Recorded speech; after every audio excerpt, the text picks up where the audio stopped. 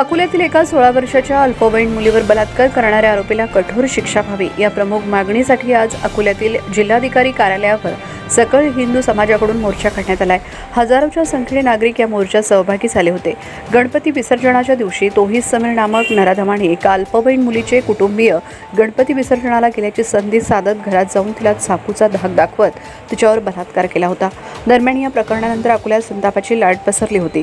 विरोधी पक्षांच्या आमदारांसह सत्ताधाऱ्यांनी या प्रकारातील आरोपीवर कठोर कारवाईची मागणी केली।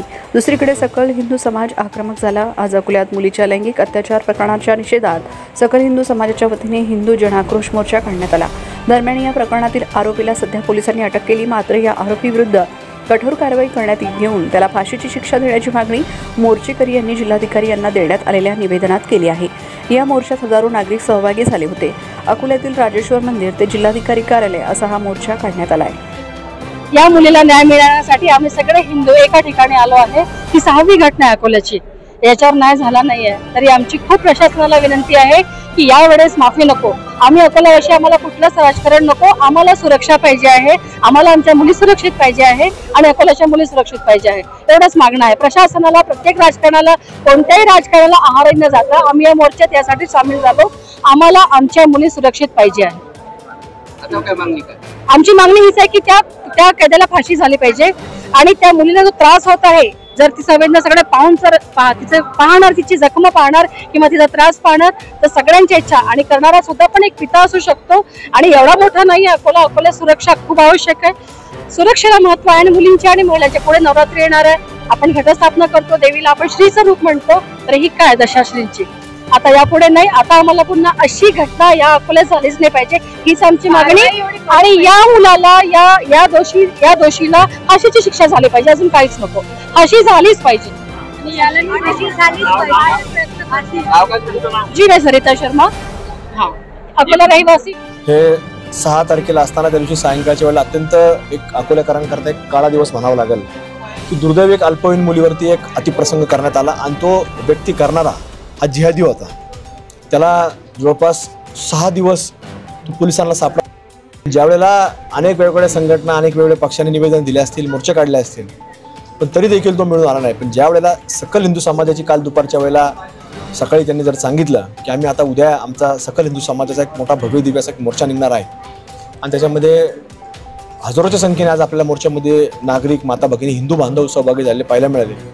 त्याची धास्ती लगेच पोलीस प्रशासनाने घेतली आणि मोर्चाची घोषणा झाल्याबरोबर 24 तासाच्या आत तो आरोपी बाहेर राज्यातून पकडून आणला असं देखील पोलीस प्रशासनाने सांगण्यात आलं। पण तो 7 दिवस का नाही सापडला? कारण उद्या त्या घटनेला जवळपास 8 दिवस होणार।